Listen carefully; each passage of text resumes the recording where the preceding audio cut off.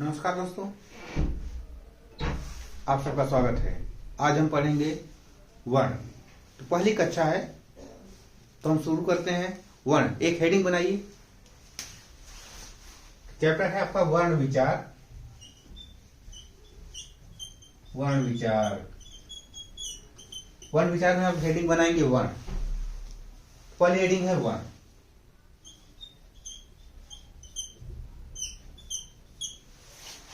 और वर्ण किसे कहते हैं? तो वर्ण ध्वनियों के माने हुए संकेत को वर्ण या अक्षर कहते हैं।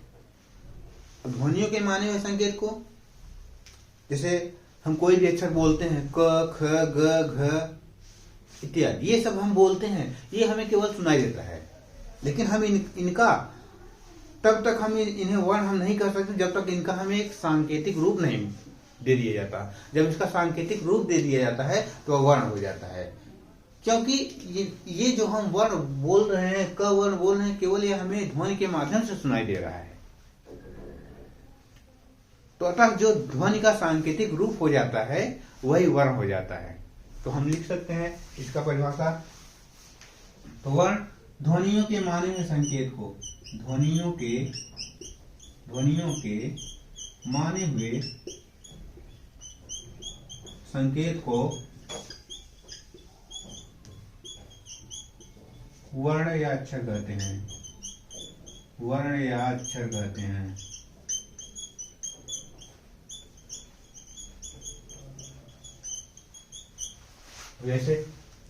जैसे हम आप लिख सकते हैं क, ख, अ, आ इत्यादि। ये सब क्या हो गए? वर्ण हो गए। अब हम चूंकि वर्ण और अक्षर, ये दो वर्ण और अक्षर आप देख रहे हैं, वर्ण और अक्षर में भिन्नता पाई जाती है। वर्ण पूर्ण होता है, यानी वर्ण में स्वर भी जुड़े होते हैं। लेकिन जो अक्षर होता है, अक्षर जैसे नाम से ही पता चल रहा है इसका, अक्षर अ और छ, यानी अ प्लस छ, यानी जो जिसका क्षरण हो सके, यानी जो टूट जाए, सॉरी, जो टूट न सके, अक्षर। अक्षर का मतलब जो जिसका क्षरण न हो सके। तो अक्षर का मतलब क्या होता है? जिसका क्षरण न हो सके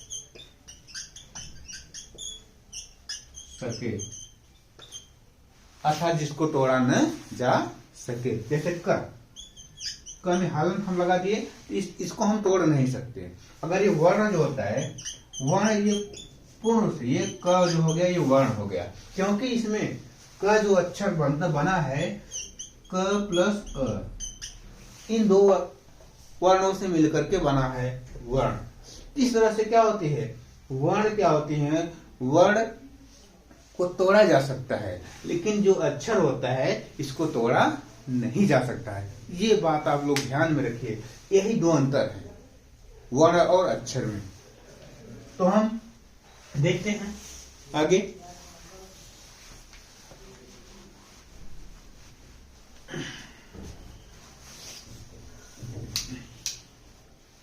वर्ण के प्रकार, वर्ण के प्रकार। तो वर्ण के दो प्रकार होते हैं। वर्ण दो प्रकार के होते हैं। वर्ण जो है दो प्रकार के होते हैं। एक स्वर होता है, दूसरा क्या होता है? व्यंजन होता है। अब स्वर और व्यंजन, अब आपको पता ही है स्वर और व्यंजन क्या होता है। तो देखिए, स्वर क्या होता है? जो अक्षर बिना किसी दूसरे अक्षर की सहायता से बोले जा सकते हैं उन्हें स्वर कहते हैं। अर्थात ये स्वतंत्र रूप से बोले जाते हैं। अर्थात स्वर जो होते हैं ये स्वतंत्र रूप से बोले जा सकते हैं, यानी इसका उच्चारण हम स्वतंत्र रूप से कर सकते हैं। स्वतंत्र रूप से किया जा सकता है, स्वतंत्र रूप से इसका उच्चारण किया जा सकता है। लेकिन जो व्यंजन होते हैं ये बिना किसी दूसरे अक्षर की सहायता से नहीं बोले जा सकते, अर्थात इनको बोलने के लिए स्वर की आवश्यकता पड़ेगी। जिन वर्णों का उच्चारण करने में किसी अन्य अक्षरों की सहायता ली जाती है उन्हें व्यंजन कहते हैं। जो अक्षर, अर्थात इसको एक तरीके से हमको और कर सकते हैं, जो अक्षर स्वर की सहायता के बिना नहीं बोले जा सकते उन्हें व्यंजन कहते हैं। हिंदी में कुल 11 हिंदी में कुल 11 स्वर होते हैं। हिंदी में कुल 11 स्वर होते हैं। ये 11 स्वर अ, आ, ई,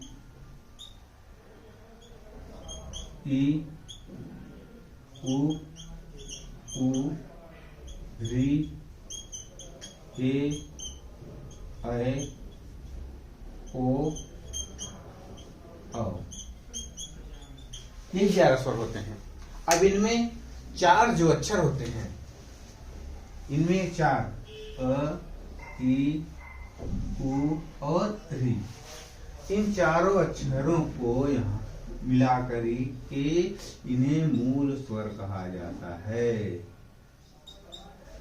मूल स्वर अर्थात इन्हीं चारों अक्षरों को मूल स्वर कहते हैं। यानी इन्हीं मूल स्वरों के द्वारा ही अन्य चीजों की उत्पत्ति हुई है। तो व्यंजन क्या होते हैं? जो अक्षर स्वर की सहायता के बिना नहीं बोले जा सकते उन्हें व्यंजन कहते हैं। हिंदी में कुल 33 व्यंजन। हिंदी में कुल कितने व्यंजन होते हैं? 33। अगर पूछ लिया जाए कि हिंदी में कुल कितने अक्षर होते हैं, तो हिंदी में कुल 52 अक्षर होते हैं। हिंदी में कुल जो है कुल 52 अक्षर होते हैं। कुल जो अक्षर होते हैं कुल 52 अक्षर होते हैं। अब इनमें स्वर हो गए, व्यंजन हो गए। अब इसी में है आपका जो है संयुक्त अक्षर भी हैं। इसमें संयुक्त अक्षर भी होते हैं। संयुक्त अक्षर संख्या कितनी होती है? 4। कौन कौन से? क्ष, त्र, ज्ञ और स्वर। ये क्या है? संयुक्त अक्षर हैं। ये संयुक्त अक्षर होते हैं। तो इसके बाद हम आगे बढ़ते हैं। तो अब इनमें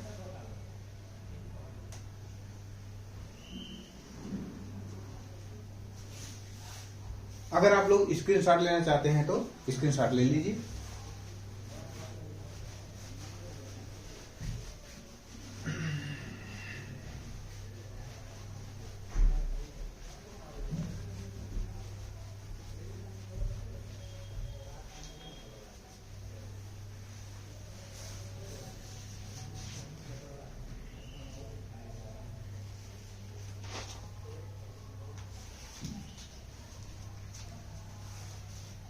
अब लिखिए, एक हेडिंग बनाइए, स्वर। स्वर की परिभाषा लिखवा देते हैं। अगर आप लोग नोट्स बना रहे हैं तो नोट्स बना लीजिए। तो स्वर जो अक्षर बिना किसी दूसरे अक्षर की सहायता से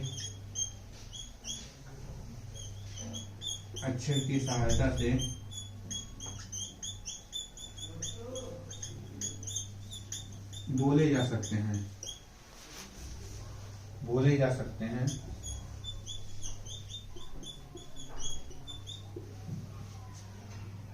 स्वर कहलाते हैं।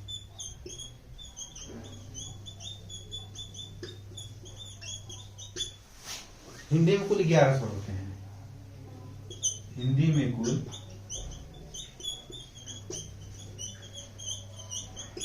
11 स्वर होते हैं।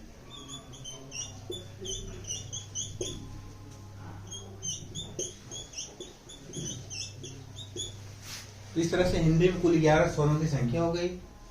अब जैसे लिख सकते हैं, जैसे अ, आ, ई, ई उ री ए ऐ ओ औ।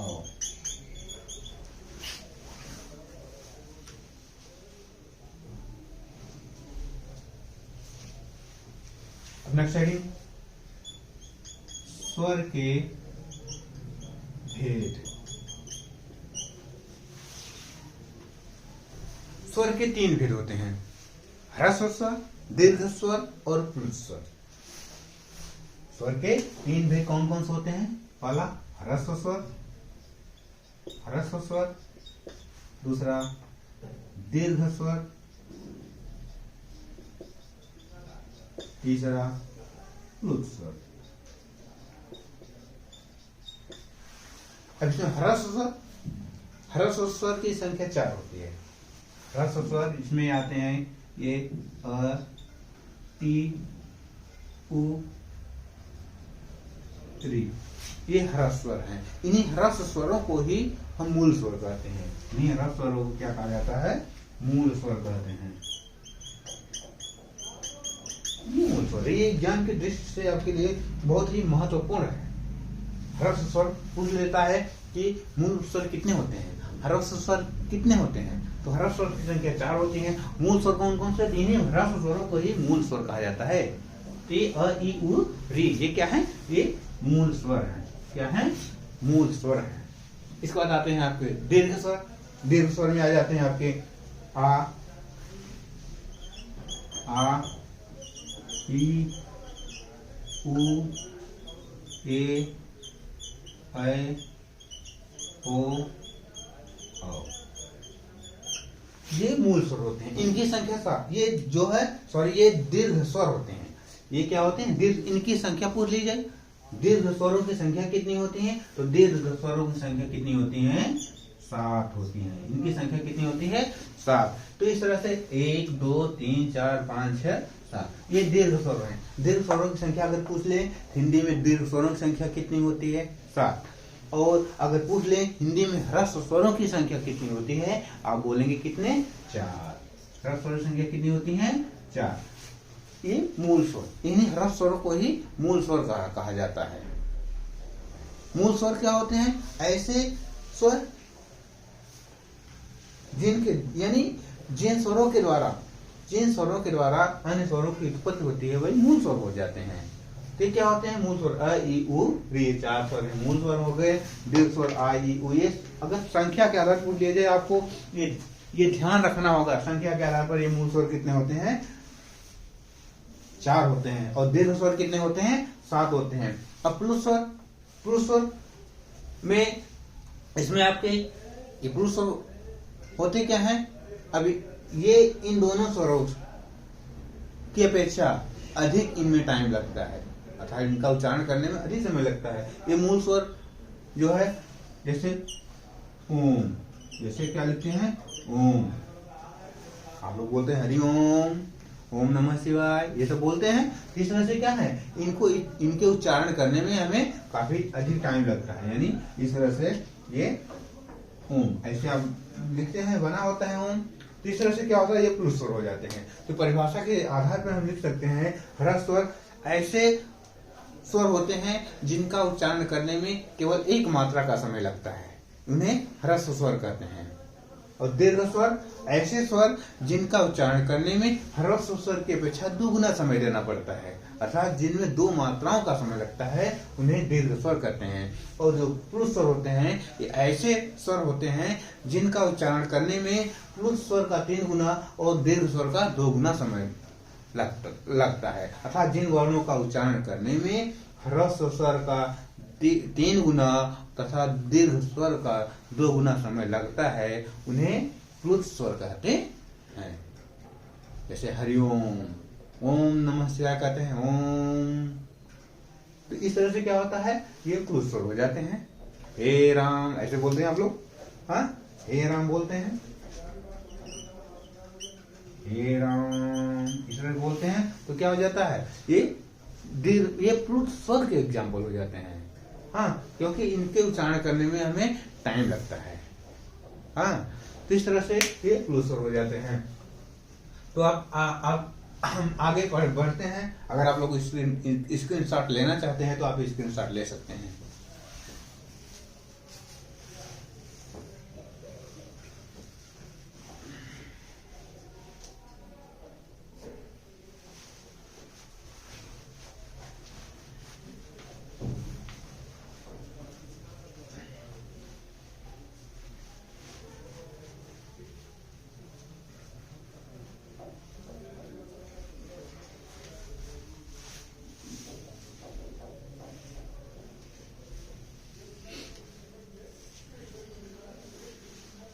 अब हम स्वरों का वर्गीकरण देख लेते हैं। स्वरों का वर्गीकरण,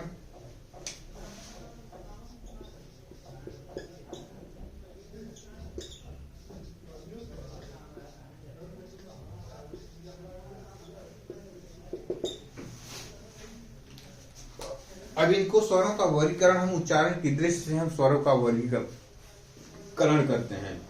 इसमें आ जाते हैं आपके जैसे अग्रस्वर होते हैं, अग्रस्वर, मध्य स्वर, पश्च स्वर, संवृत, विवृत। ये जो होते हैं ये हम इस तरह से हम स्वरों को निम्नलिखित भागों में डिवाइड कर सकते हैं। अर्थात हम इसके हम लिख सकते हैं, अगर स्वरों को लिख सकते हैं क्या, इसे हम एक तालिका के रूप में हम समझ सकते हैं। अगर स्वरों में हम एक तालिका के रूप में लिख सकते हैं। इसमें स्वर में पहले हम लिख सकते हैं क्या, अग्रस्वर। इसमें क्या होते हैं, अग्रस्वर। दूसरा होता है मध्य स्वर।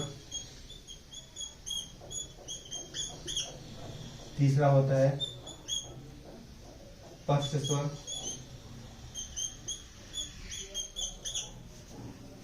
और चौथा होता है आपका संवृत। और अगला होता है विवृत।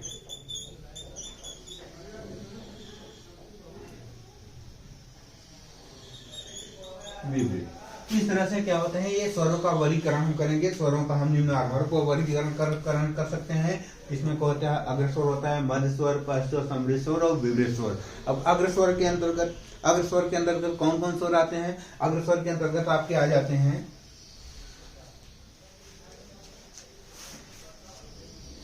अग्रस्वर के अंतर्गत हम अलग कलर्स लिख सकते हैं। ई,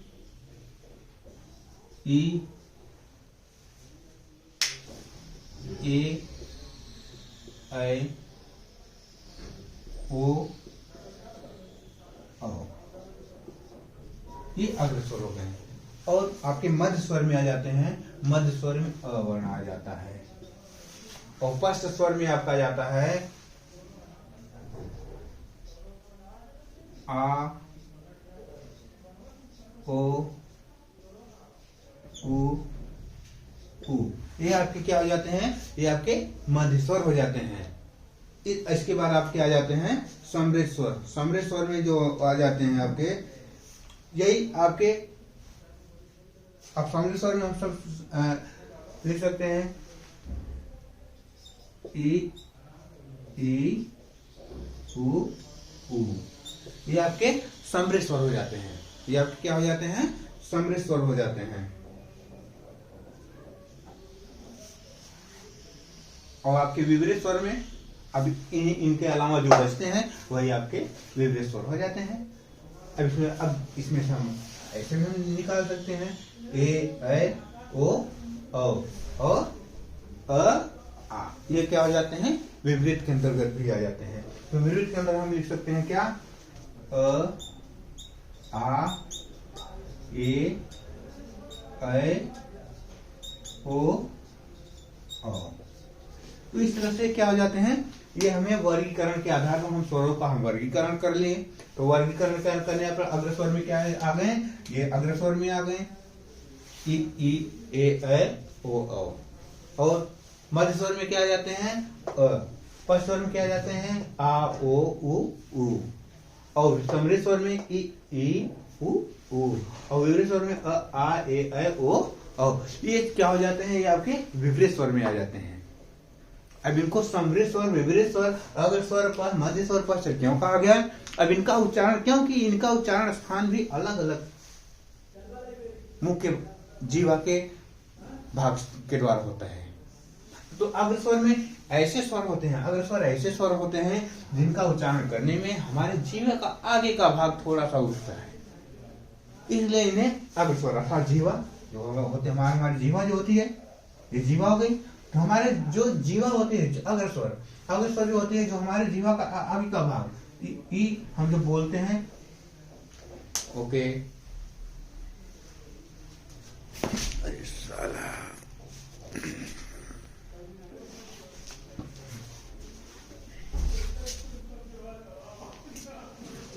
तो दोस्तों आगे हम बता रहे थे आपको जीवा का अग्र भाग के द्वारा अग्र स्वर का उच्चारण होता है, मध्य भाग के द्वारा जीवा के मध्य भाग का उच्चारण होता है, और पश्च भाग के द्वारा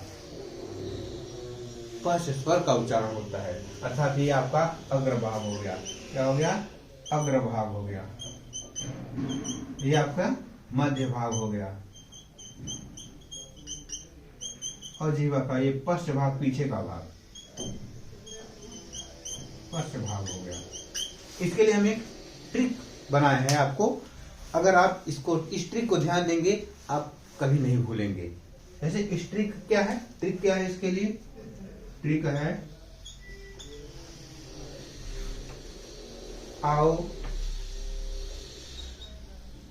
आओ उल्लू धीरे धीरे, आप पीछे पीछे, सॉरी, आओ उल्लू पीछे पीछे। इस तरह से इस ट्रिक के द्वारा हम पश्च स्वर के बारे में पता लगा लेंगे। जब हमें पश्च स्वर पता हो गया तो हमें अग्र स्वर और मध्य स्वर के बारे में पता हो जाएगा। तो पश्च स्वर में क्या होता है? जैसे आ क्या हो गया? ये इसके अंदर आ हो गए, ये क्या हो गया? ओ हो गया, और उल्लू के अंतर्गत दोनों ऊ। हाँ, एक ऊ ये हो गया और एक ऊ ये हो गया। यहाँ बड़ा ऊ है इसलिए बड़ा ऊ, छोटा ऊ है छोटा ऊ। हाँ, ये स्वर जो होते हैं अ और ओ और ऊ, ये क्या होते हैं? ये पश्च स्वर का है। पश्च पीछे का मतलब क्या हो जाता है? पश्च। इस तरह से क्या हो जाता है? इस ट्रिक के माध्यम से हम पश्च स्वर के बारे में पता कर लेंगे, और पश्च स्वर हमें ज्ञात हो गया तो हम इसके बाद हम अग्र स्वर के बारे में भी हम पता कर लेंगे। हाँ, और मध्य स्वर में आपका मध्य के भाग में अ आता है। मध्य स्वर में क्या आ जाएगा? वर्ण जो होता है ये मध्य स्वर हो जाता है। और आपके अग्र स्वर में अंतर्गत आपको लिखवा दिया गया ई ए ऐ ओ औ। ये आपके अग्र स्वर हो गए, ये आपके मध्य स्वर हो गए, ये आपका क्या हो गया? पश्च स्वर हो गया। और समृद्ध स्वर में ई और ऊ ए, और विपरीत स्वर में आ ए ऐ ओ औ। अब विपरीत स्वर में, विपरीत, समृद्ध और विपरीत में क्या अंतर होता है? समृद्ध और विपरीत, एक होता है अधिक मुंह खुलना, एक होता है कम मुंह खुलना। अब समृद्ध विपरीत में कौन सा अधिक मुंह खुलेगा, कौन सा कम मुंह खुलेगा? हाँ, जो समृद्ध जो होता है, जो समृद्ध होता है, ये क्या होते हैं? समृद्ध स्वर जिसमें यानी कम खुला हो, इसमें क्या हो? कम खुला हो, क्या? मुंह। विपरीत में अधिक खुला, मुंह का भाव, यानी हमारा जो मुंह होता है, मुंह जो होता है ये कम खुला होता है, इसमें मुंह अधिक खुला होता है। इनका उच्चारण करने में जैसे ई बोलते हैं, ई उ, हमारे मुंह का भाग बहुत कम, थोड़ा सा खुल रहा है। लेकिन अ आ ई, हाँ, अब देखिए, अब इसमें क्या है? सॉरी, अ आ ए ऐ ओ औ, तो क्या हो जाते हैं? आपके विपरीत हो जाते हैं। ये क्या हो जाते हैं? विपरीत मतलब अधिक खुला होना। ऐसे वर्ण जिनका उच्चारण करने में मुंह का बहुत कम भाग खुला होता है उन्हें समृद्ध स्वर कहते हैं। जैसे ई उ। और जो आपके विपरीत स्वर होते हैं, ऐसे स्वर या ऐसे वर्ण जिनका उच्चारण करने में मुख अधिक खुलता है उन्हें विपरीत स्वर कहते हैं। जैसे अ आ ए ऐ ओ औ। अब देखिए, इसमें मुंह जब बोल रहे हैं इन अक्षरों को, मुंह हमारा ओठ का भाग थोड़ा अधिक खुल रहा है। अर्थात अगर जो हमारा मुंह का भाग है, ये मुंह का भाग है, ये हमारा बहुत थोड़ा सा ऐसे खुलता है। हाँ, लेकिन जो जब हम थोड़ा सा खुलेगा, ये ऐसे थोड़ा सा खुलेगा, लेकिन जब हम विवरित स्वरों की बात करते हैं, जो मुंह होता है वो हमारा मुंह का भाग थोड़ा ऐसे गोलाई में खुल जाता है, ऐसे इसके ऐसे इस तरह से हमारे मुंह का भाग जो है थोड़ा अधिक मात्रा में खुल रहा है, इसलिए क्या हो जाता है, ये विवरित हो जाता है, विवरित हो जाता है। और ये जो कम खुलता है ये क्या होता है, सम्मिलित हो जाता है। इस तरह से हम स्वरों के वर्गीकरण के बारे में भी जान लें, कितने आसानी ट्रिक के द्वारा, कितने आसानी से। हाँ, एक आसान ट्रिक हो गया, आ उ लू पीछे पीछे, ये स्पष्ट स्वर हो गया। अ ओ उ उ, अ ओ उ उ, यानी ये जो होता है हमारा, हाँ, ये क्या हो जाता है हमारा, ये हमारा आ ओ उल्लू पीछे पीछे। इस तरह से क्या हो जाता है, ये हमारा इस ट्रिक के माध्यम से हम जान गए स्पष्ट स्वर और अग्र स्वर के बारे में जान गए, सम्मिलित स्वर, विवरित स्वर के बारे में हम जान गए। इस तरह से ये हम कर लिए स्वर की बात। अब आते हैं अब स्वर के भाग या स्वर के भेद। हाँ, तो इसको स्क्रीनशॉट अगर लेना चाहते हैं आप लोग ले सकते हैं।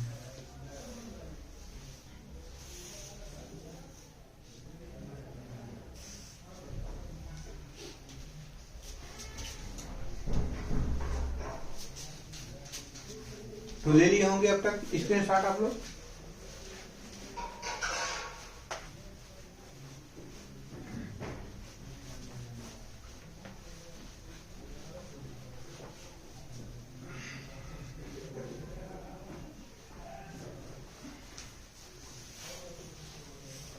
अब आप एक हेडिंग डालिए, स्वर के भेद या प्रकार। स्वर के भेद या प्रकार, ये आपकी हेडिंग हो गई। अब स्वर के भेद या प्रकार, स्वर के 3 भेद होते हैं। स्वर के 3 भेद होते हैं, ह्रस्व स्वर, दीर्घ स्वर और प्लुत स्वर। सॉरी, हमने ये सब आपको पढ़ा दिया है। हाँ, स्वर के भेद हो गया है, स्वर के बारे में हो गया। हम व्यंजन के बारे में पढ़ेंगे। सॉरी, इसे हम रीड करते हैं, व्यंजन के बारे में पढ़ते हैं। व्यंजन, व्यंजन तो व्यंजन किसे कहते हैं? ऐसे वर्ण या अक्षर जिनका उच्चारण स्वर की सहायता के बिना नहीं किया जा सकता, अर्थात ऐसे वर्ण या अक्षर जिनका उच्चारण स्वतंत्र रूप से नहीं किया जा सकता, उन्हें व्यंजन कहते हैं। परिभाषा के तौर पर आप लिख सकते हैं। हाँ, जिन वर्ण या अक्षरों का उच्चारण, मैं लिख देता हूँ। अच्छा, अगर आप लोग ऐसे ही अगर लिख सकते हैं तो लिख ले, नहीं तो हम लिख देते हैं। चलिए, अच्छा लिख देते हैं। ऐसे वर्ण या अक्षर, ऐसे वर्ण या अक्षर जिनका उच्चारण स्वतंत्र रूप से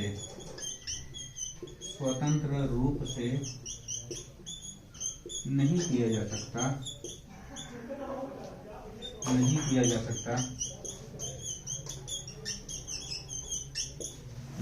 सकता, उसे व्यंजन कहते हैं।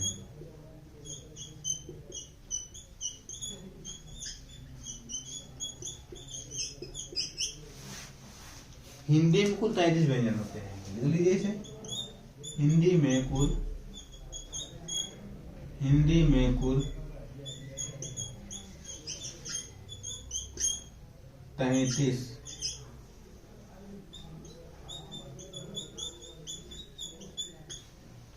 क से ह तक 33 व्यंजन, इसे ब्रैकेट में लिख सकते हैं, क से ह तक 35 व्यंजन होते हैं। अब कुल वर्णों की अगर संख्या पूछ ले, वर्णों की संख्या कुल 52 होती है। अगर वर्णों की अगर संख्या पूछ ले, कुल वर्णों की अगर संख्या पूछ ले, वर्णों की संख्या, कुल वर्णों की संख्या कितनी होती है? 52 होती है। तो इस तरह से हो गए क्या व्यंजन। अब व्यंजन के हम भेद हम पढ़ सकते हैं। व्यंजन के भेद या प्रकार, व्यंजन के भेद या प्रकार। अब व्यंजन के 3 भेद होते हैं। व्यंजन के 3 हो जाए, व्यंजन 3 प्रकार के होते हैं। हाँ, इसमें होते हैं पहला, इसमें स्पर्श व्यंजन होते हैं, स्पर्श व्यंजन, अंतस्थ व्यंजन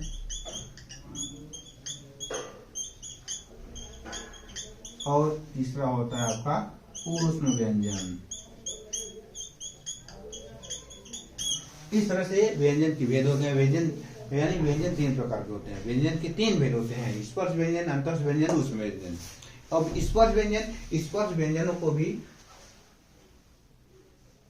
5 वर्गों में बांटा गया है। स्पर्श व्यंजन को 5 वर्गों में बांटा गया है। अब इसमें स्पर्श व्यंजन 5 वर्ग में कौन कौन से हैं, यानी 5 वर्ग में बांटा गया है। यानी स्पर्श व्यंजन को हम 5 वर्ग में कौन कौन से, क वर्ग, च वर्ग, ट वर्ग, प वर्ग। इस तरह से ये कुल मिलाकर इनके कितने वर्ग हो गए, कुल 5 वर्ग हो गए। क से लेकर के प वर्ग, यानी क च ट त प। प्रत्येक वर्ग में, अब हर वर्ग में 5-5 अक्षर, हर वर्ग में। अभी तो इसके इस वर्ग में 5 वर्ग हो गए, अब इनके भी 5-5, अब इनके भी 5-5 वर्ग। इनमें भी कितने होते हैं, 5 वर्ण होते हैं। इनमें भी कितने होते हैं, 5 वर्ण होते हैं। इसमें भी कितने होते हैं, 5 वर्ण होते हैं। इसमें भी कितने होते हैं, 5 वर्ण। इसमें कितने होते हैं, 5 वर्ण। अब इस तरह से अगर एक कुल इन 5 वर्गों को अगर पूछ लिया जाए 5 वर्गों में कुल कितने अक्षर होते हैं, तो आप बताएंगे कितने, कुल 25 अक्षर होते हैं। कुल कितने अक्षर होते हैं, 25 अक्षर होते हैं। प्रत्येक वर्ग में, यानी क ख ग घ अंग, च छ ज झ ञ, ट ठ ड ढ ढ़, त थ द ध न, प फ ब भ म। अर्थात क वर्ग में क्या आएंगे, क ख ग घ अंग, और च वर्ग में च छ ज झ ञ, ट वर्ग में ट ठ ड ढ ढ़, त वर्ग में त थ द ध न, और आपका लास्ट प वर्ग में आपका था प फ ब भ म। इस तरह से क्या हो गए, ये स्पर्श व्यंजन हो गए। अब स्पर्श व्यंजन को स्पर्श व्यंजन क्यों कहा गया, क्योंकि इनका उच्चारण करने में हमारे जीवा मुख के किसी न किसी भाग को कहीं न कहीं छूता है, टच करता है, इसलिए इनको स्पर्श व्यंजन कहा जाता है। अरे हमारे जीवा के द्वारा जब मुख के किसी न किसी हिस्से को अगर टच करता है तो इसी को ही कहा गया, क्या, स्पर्श व्यंजन कहा गया। Okay, 1 minute.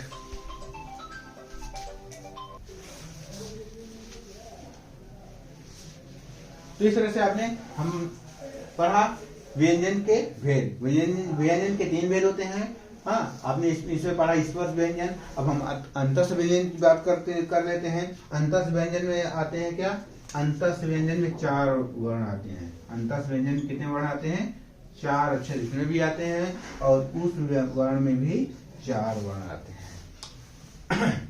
अब अंतस्थ व्यंजन कौन कौन से वर्ण आते हैं, अंतस्थ व्यंजन में आ जाते हैं आपके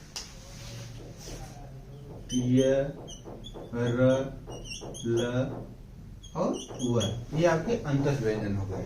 हाँ, और उस व्यंजन में आ जाते हैं। उस व्यंजन में भी 4 कौन कौन से होते हैं, उस व्यंजन में आपके उस व्यंजन में आ जाते हैं स, ख, स, ह, ये उस व्यंजन हो गए। तो इस तरह से क्या होते हैं, अब अंतस्थ व्यंजन और उस व्यंजन और स्पर्श व्यंजन, ये क्या हो गए, ये व्यंजन के भेद हो गए। तो इस तरह से हम व्यंजन के 3 भेद के बारे में पढ़े। और व्यंजन के प्रत्येक, अब इन वर्णों का उच्चारण स्थान भी अलग अलग है। इन वर्णों के उच्चारण स्थान भी अलग अलग हैं। आइए हम इन वर्णों के उच्चारण स्थान के बारे में भी पढ़ते हैं। तो पहले अगर आप लोग स्क्रीनशॉट लेना चाहते हैं तो आप स्क्रीनशॉट ले सकते हैं, ले लीजिए।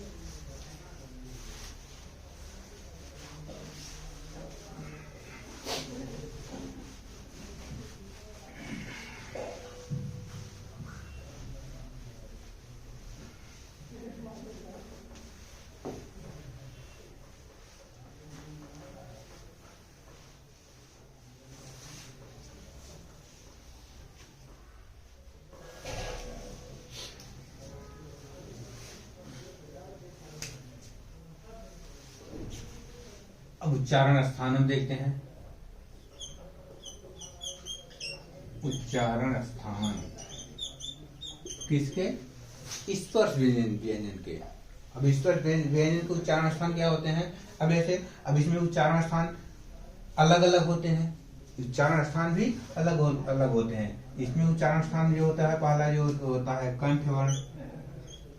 कंठ वर्ण, ये कंठ भाग होता है। ये क्या होता है? कंठ भाग। हाँ, एक होता है तालु भाग। तालु भाग होता है। एक होता है मूर्धन भाग, यानी मूर्धा इसे भी बोलते हैं। मूर्धा या मूर्धन, मूर्धा या मूर्धन्य भाग। आपका चौथा हो जाता है आपका दंत।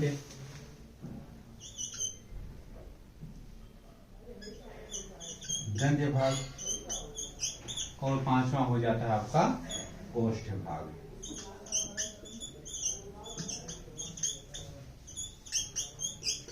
अब इस तरह से हम उच्चारण स्थान में हम स्पर्श व्यंजन के वर्णों का उच्चारण स्थान बात पढ़ रहे हैं। हाँ, अब ये सब इस पर में कंठ वर्ण में आते हैं। क्या कंठ वर्ण में कौन आएंगे? ताल वर्ण में कौन आएंगे? मूर्धन्य वर्ण में कौन आएंगे? दंत वर्ण में कौन आएंगे? ओष्ठ वर्ण में कौन आएंगे?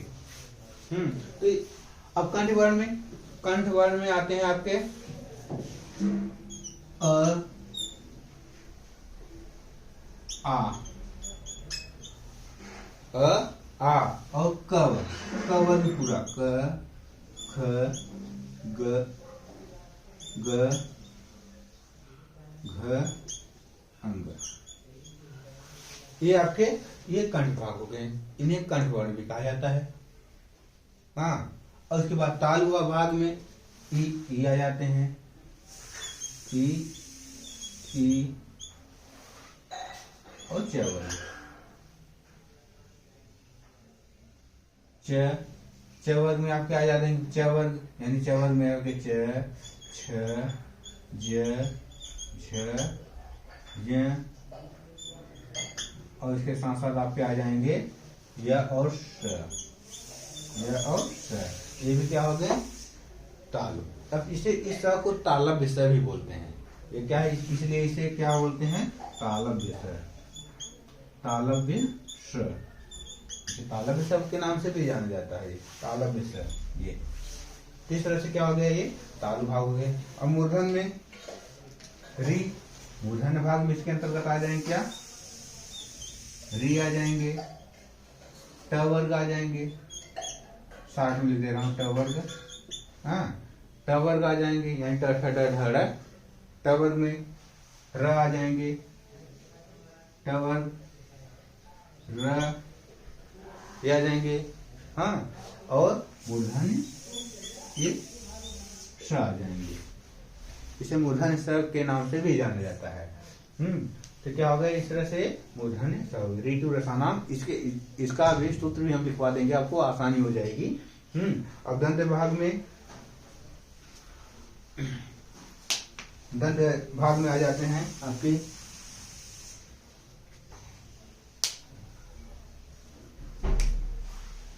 ल आ जाएंगे आपके। हाँ, ल आ जाएंगे दंत में। ल, त वर्ग, यानी त वर्ग में पूरा त था धन त वर्ग। अब त वर्ग में आ जाएंगे कितना? त वर्ग में ही त, थ, द, ध, न। इसको आप लिख सकते हैं समझने के लिए। त, थ, द, ध, र। ये भी आ जाएंगे इसमें ट वर्ग में, और ट वर्ग में आ जाएंगे ये त, थ, द, ध, न। हाँ, या इस तरह से क्या हो गए? ये आपके हाँ ल हो गए। इसके बाद आपके आ जाएंगे क्या?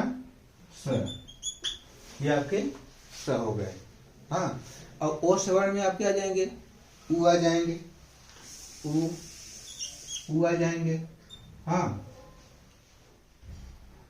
ओ आ जाएंगे। हाँ, ओ। हाँ, इस तरह से क्या आ जाएंगे आपके?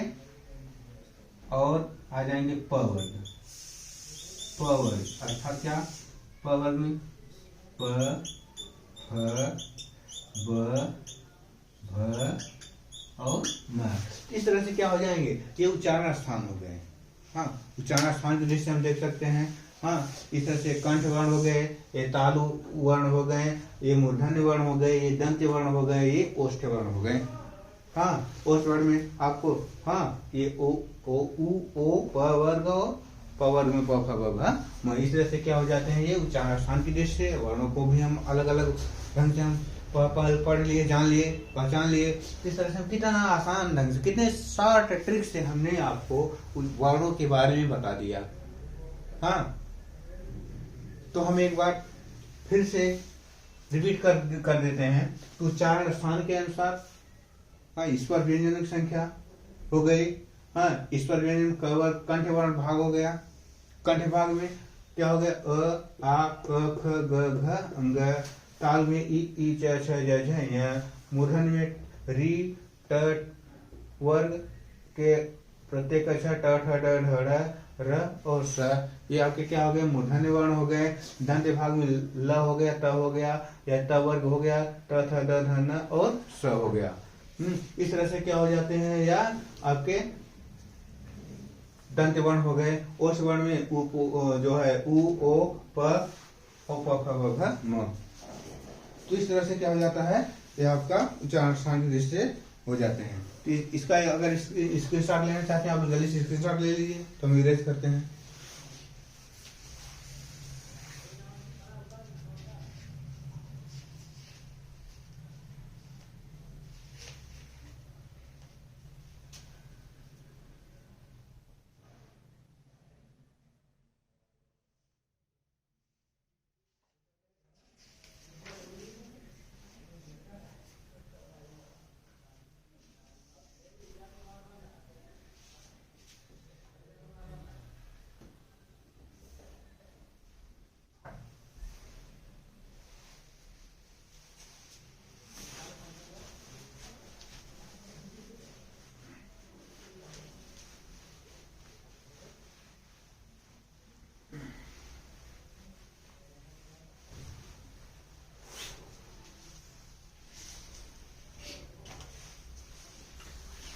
तो इस तरह से हमने पढ़ा क्या, हमने पढ़ा वर्ण के बारे में पढ़ा। हाँ, वर्ण के भेद पढ़े। वर्ण के दो भेद होते हैं, स्वर और व्यंजन। हमने पढ़ा स्वर के बारे में पढ़ा, स्वर के कितने भेद होते हैं। स्वर के हमने बताया स्वर के 3 भेद होते हैं, ह्रस्व स्वर, दीर्घ स्वर और प्लुत स्वर। हाँ, इसके बाद हमने पढ़ा क्या, व्यंजन के बारे में पढ़ा। व्यंजन के किसे कहते हैं, व्यंजन के कितने भेद होते हैं। हाँ, तो हमने पढ़ा व्यंजन के 3 भेद होते हैं, ईश्वर व्यंजन, दस व्यंजन, ऊष्म व्यंजन। इसके साथ साथ हमने उच्चारण स्थान के बारे में भी पढ़ा, किन वर्णों का उच्चारण हम कहाँ से करते हैं, किस स्थान से करते हैं, मुंह के किस किस भाग से करते हैं। इस तरह से हमने वर्णों के उच्चारण स्थान के बारे में भी पढ़ा। तो हम नेक्स्ट वीडियो में आगे हम अगले चैप्टर के बारे में पढ़ेंगे। तो फिर कल इसी टाइम फिर मिलते हैं। नमस्कार।